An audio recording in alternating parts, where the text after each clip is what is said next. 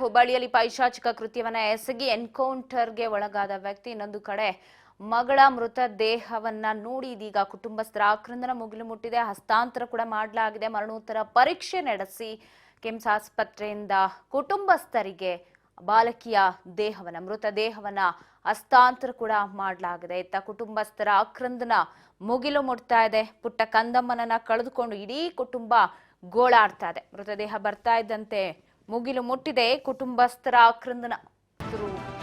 ಪ್ರತಿಯೊಬ್ಬರು ವಾಹನದಿಂದ ಮೃತದೇಹ ಹೊರ ತೆಗಿತಾ ಇದ್ದಂತೆ, ಕೆಳಗಿಳಿಸ್ತಾ ಇದ್ದಂತೆ ಆಕ್ರಂದನ ಮುಗಿಲು ಮುಟ್ಟಿದೆ.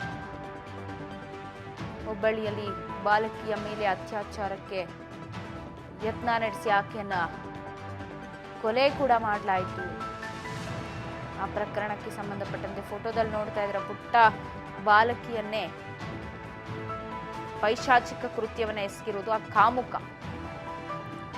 ಸೊ ಆಕೆ ಮೃತದೇಹ ಇದೀಗ ಮನೆಯ ಬಳಿ ಅಂದ್ರೆ ಕುಟುಂಬಸ್ಥರಿಗೆ ಹಸ್ತಾಂತರ ಮಾಡಲಾಗಿದ್ದು, ಮನೆ ಬಳಿ ಸಂಬಂಧಿಕರ ಆಕ್ರಂದನ ಮುಗಿಲು ಮುಟ್ಟಿದೆ.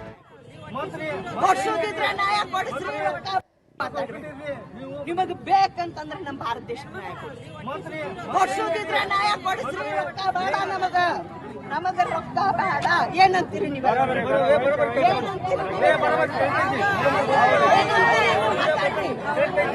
ಏನ್ ರೊಕ್ಕ ಕೊಡ್ತಾರೆ? ಎಷ್ಟು ವರ್ಷ ಎಲ್ಲಿಂದ ತರ್ತಾರ ರೊಕ್ಕ? ಇವ್ರು ರೊಕ್ಕ ಎಲ್ಲಿಂದ ತರ್ತಾರೆ?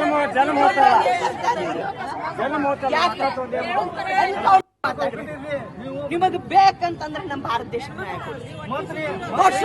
ನ್ಯಾಯ ಕೊಡಿಸ್ರಿ. ರೊಕ್ಕ ಬೇಡ ನಮಗ ರೊಕ್ಕ ಬೇಡ. ಏನಂತೀರಿ ನೀವು?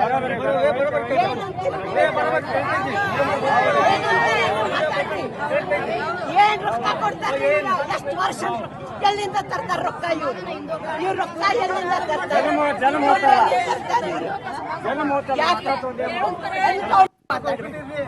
ನಿಮಗೆ ಬೇಕಂತಂದ್ರೆ ನಮ್ಮ ಭಾರತ ದೇಶದ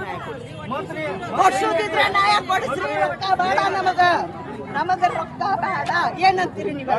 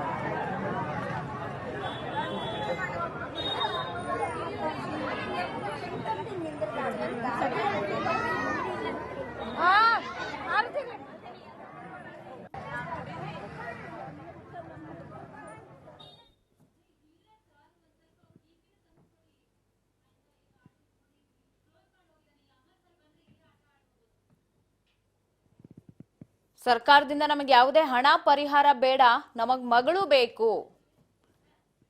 ನಮ್ಮ ಮಗಳನ್ನ ನಮಗ್ ವಾಪಸ್ ಕೊಡುತ್ತಾ ಸರ್ಕಾರ?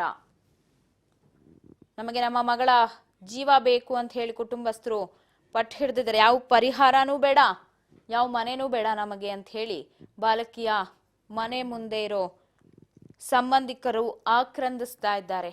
ಅವರ ಆಕ್ರಂದನ ಮುಗಿಲು ಮುಟ್ಟಿದೆ.